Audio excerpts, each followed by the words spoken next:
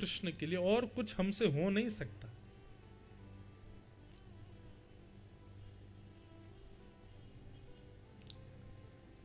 अब आई चौथी बात, प्रयोजन। भागवत का प्रयोजन क्या है? बोले तापत्रयोन्मूलनम।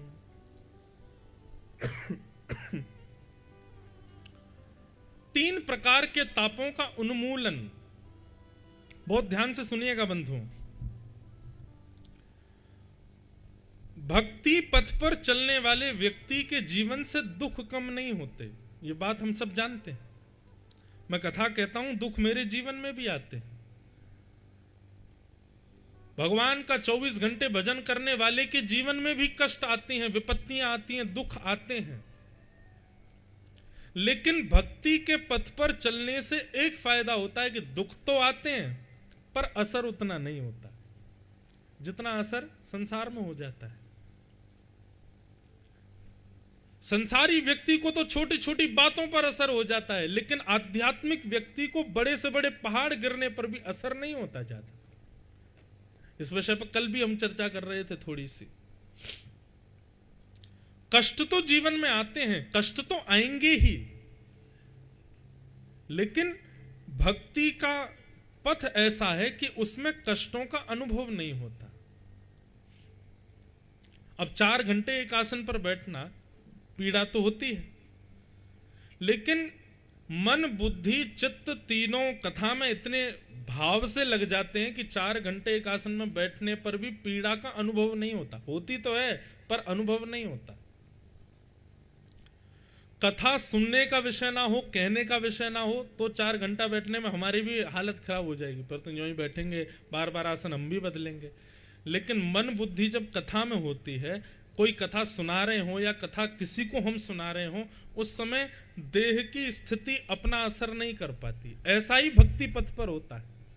फिर चाहे आपके जीवन में कितने भी कष्ट आ जाएं, कितनी भी बड़ी आपत्ति विपत्तियां आ जाएं, एक बात, एक कॉन्सेप्ट लोगों ने गलत पाल लिया है अपने मन में कि नित्य हनुमान चालीसा का पाठ करो, मंगलवार का व्रत करो, सोमवार का व्रत करो, इस दिन ये मंदिर पे जाओ, गणेश जी को दूर्वा चढ़ाओ। इन सब से क्या होता है? जीवन जो है वो इजी हो जाता है, जीवन जो होता है वो फ्लेक्सिबल हो जाता है। गलत सोच रहे हो आप।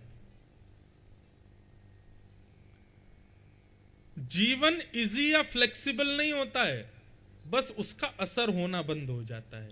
जो असर पहले हो रहा था, मैं कथा में कहता हूं, भक्ति क्या है? एनेस्थीसिया का इंजेक्शन है। अगर एक बार लग गया तो सुन्न पड़ जाओगे। ऑपरेशन तो होगा लेकिन दर्द नहीं होगा, खून तो निकलेगा लेकिन दर्द नहीं होगा, पीड़ा नहीं होगी।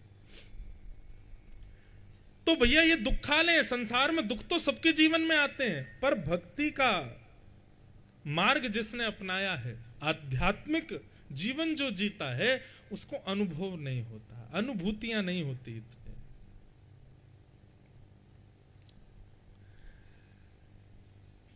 इस प्रकार से विषय अधिकारी संबंध और प्रयोजन, तो भागवत का यही प्रयोजन है कि भागवत कथा श्रवण करने के पश्चात जो भागवत पथ पर चलता है, जो भागवदीय हो जाता है, उसके जीवन में कष्ट आते हैं, पर वो कष्ट कोई प्रभाव नहीं डाल पाते उसके ऊपर। और एक बात कहें बंधुओं,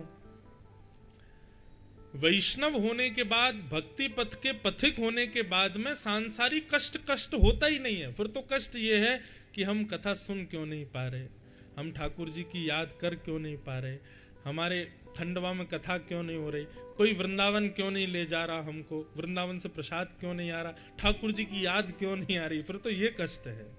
फिर सांसारिक कष्ट नहीं होता।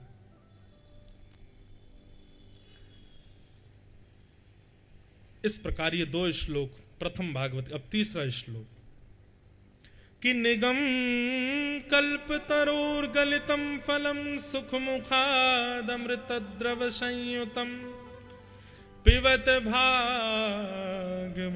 रसमालयं मुहुर्हो रसिका भुवि भावुका। निगम कल्पतरोर्गलितं फलम, श्रीमद् भागवत वेद रूपी वृक्ष का पका हुआ फल है। यदि आप भागवत को श्रवण करते हैं तो समझो आपने 4 वेदों का श्रवण कर लिया। सुख मुखाद अमृत द्रव संयुतम, सुखदेव जी के मुख लग जाने से अमृत तुल्य श्रीमद् भागवत हो गई है। पिबत भागवतम रसमालयम, इस भागवत की कथा को सुनो मत, पियो। पिबत भागवतम रसमालयम, मोहर हो रसिका भुवि भावुका। पिबत का अर्थ क्या है? पिबत का अर्थ है केवल सुनने तक नहीं, जीवन में तुरंत लागू करें। जो भी हम श्रवण करें उसको तुरंत उतारें अपने जीवन में। पिबत भागवतम रसमालयम, मोहर हो रसिका भुवि भावुका। इस प्रकार श्रीमद् भागवत के तृतीय श्लोक में वक्ता के गुण लक्षण और भागवत को प्रणाम किया गया। ये 3 मंगलाचरण हैं भागवत के। अब यहां से कथा प्रारंभ होती है कि 88,000 सौनकादि ऋषि नैमिषारण्य क्षेत्र में मानवों के कल्याण के लिए यज्ञ कर रहे थे। तभी सूत जी का आगमन हुआ और सूत जी से समस्त सौनकादि ऋषियों ने 6 प्रश्न किए हैं कि किम श्रेय शास्त्र सारः का स्वावतार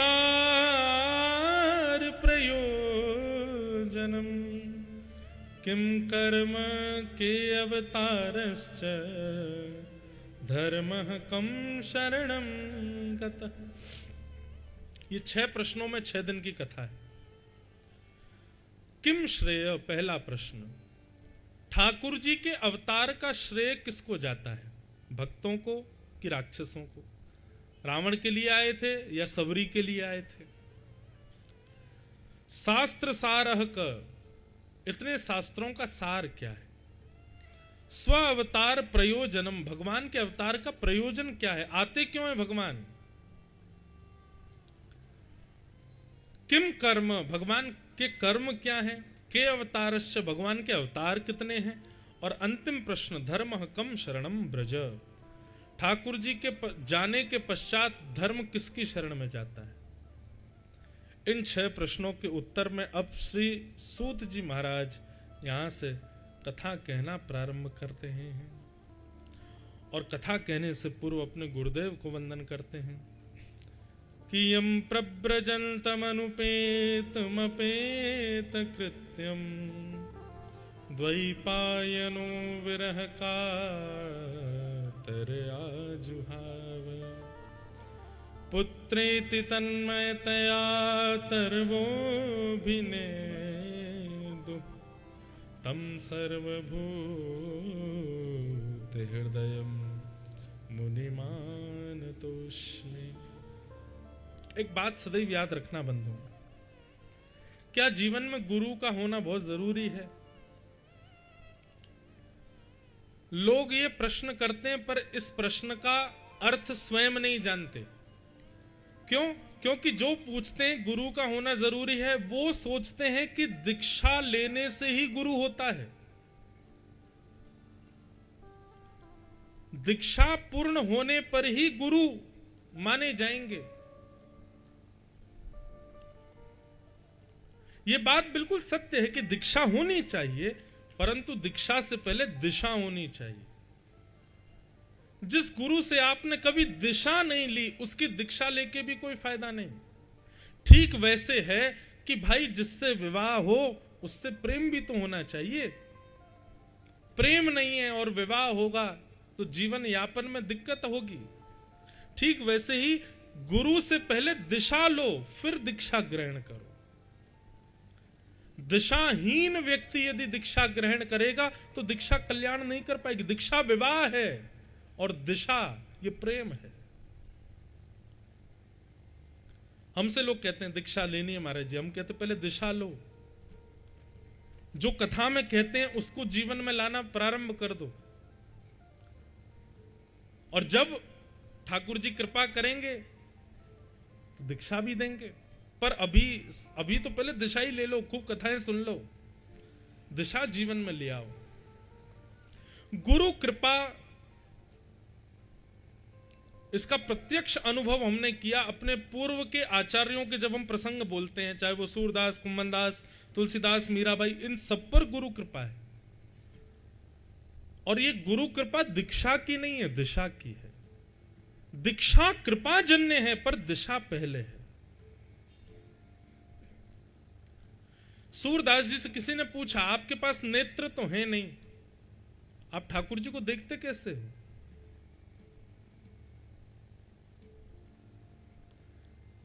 आपको कैसे दिख जाता है कि ठाकुर जी ने आज पीली पीतांबरी पहनी है, ठाकुर जी ने आज नीला आड़बंद पहना है, यह आपको कैसे पता चल जाता है? सूरदास जी के गले, ठाकुर जी के गले में मोतियों की माला है, गाल पर सुंदर केसर कुमकुम लगे हैं, ये आपको कैसे दिख जाता है सूरदास जी? नेत्र तो है नहीं आपके पास। तब सूरदास जी एक ही बात कहते हैं, भरोसो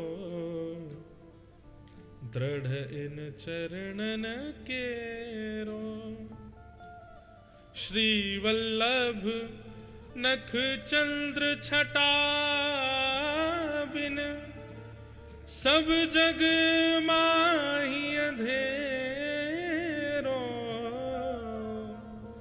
साधन और नाही आकली में, जासो होत निवेरो, भरोसो दृढ़ इन चरणन केरो।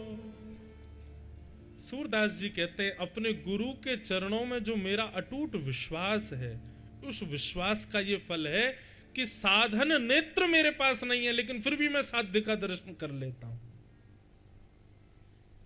और यहां हमको भगवान ने सर्वगुण संपन्न बना के भेजा, फिर भी हम ठाकुर जी का वो दर्शन नहीं कर पाते। गुरु की आज्ञा के प्रति अटूट विश्वास ये आवश्यक है। गुरु का केवल हमारे जीवन में होना, इससे काम नहीं बनेगा। जब तक उसकी वाणी पर विश्वास नहीं है आपको, ये जो कह रहे हैं वो होगा। महाराज पीपा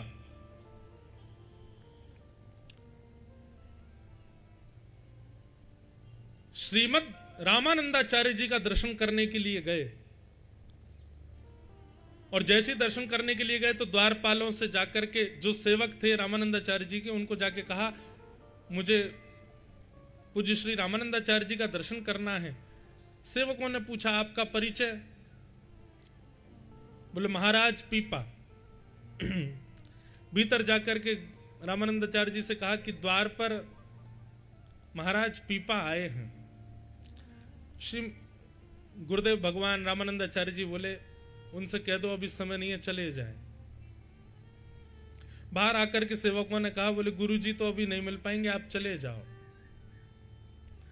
थोड़ी दूर जाकर के पीपा जी दोबारा लौट करके आए, बोले कि आप निवेदन कर दो, राजा पीपा आया है। बोले मैंने महाराजा बोल दिया, शायद इसलिए नहीं मिल रहे हो। भीतर जाकर के कहा, बोले राजा पीपा आए हैं, तो फिर मना कर दिया, बोले कह दो चले जाएं। अंत में पीपा जी समझ गए, बोले कि ये उपाधियां और अपने ऊपर इतनी श्रेष्ठताएं लेकर के जाऊंगा, गुरु कृपा नहीं होगी। जाकर के निवेदन करते हुए कहा, बोले आप अपने सेवकों को भी छोड़ आए दूर, अकेले राजा आए और आकर के बोले कि आप महाराज जी से जाके प्रार्थना करके कह दो, द्वार पर दास पीपा आया है। भीतर जाकर के जब कहा तो श्री रामानंदाचार्य जी बोले, अच्छा चतुराई, पहले तो महाराजा था, अब दास हो गया, मुझसे मिलने के लिए नाम के आगे की उपाधि बदल दी। इतना ही दासत्व है तो उसको जाकर के आज्ञा कर दो, सामने कुआं है उसमें कूद जाए। गुरु आज्ञा है, मानो। सेवकों ने बाहर जाके कहा, बोले कि दास पीपा जी, गुरुदेव ने आज्ञा की है, पीछे कुआं है उसमें कूद जाओ। सुनते ही ऐसा नहीं विचार किया हो या दोबारा पूछा हो, अच्छा इसमें कूदना है, नहीं नहीं नहीं, जैसे ही कहा कि गुरुदेव ने आज्ञा की कूद जाओ, तुरंत पीपा जी दौड़े और बस कुएं में गिरने ही वाले थे, बस प्राण निकलने को ही थे। उसी समय श्री रामानंदाचार्य जी आ गए और आकर के पीपा जी को रोक दिया। ऐसा विश्वास है हमारे भीतर? नहीं है। और फिर हम प्रश्न करते हैं, जीवन में गुरु होना चाहिए? ऐसा विश्वास पहले जगाइए ऐसा अपने आप को बनाइए कि गुरु की आज्ञा, गुरु के वचन अटल कर मानो, उस पर फिर कोई संशय ना हो, तब दीक्षा ग्रहण कीजिए। क्यों कल्याण नहीं कर पा रहे? इतने सारे संप्रदाय हैं, इतने श्रेष्ठ श्रेष्ठ महापुरुष हमारी धरती पर हैं, क्यों हम दीक्षा लेकर के भी अपने आप को भगवत सन्निधि के पात्र नहीं बना पा रहे? गुरु में कमी नहीं है, हमारे शिष्यत्व में कमी है, हमारी शिष्यत्व में योग्यता नहीं है।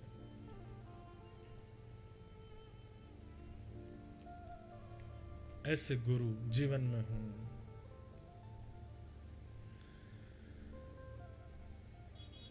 तो पहले विश्वास का निर्माण कीजिए अपने चित्त में। जिनकी वाणी सुनकर के कृष्ण और प्रिय लगने लगे, जिनकी वाणी सुनकर के आप कृष्ण को और अपने समीप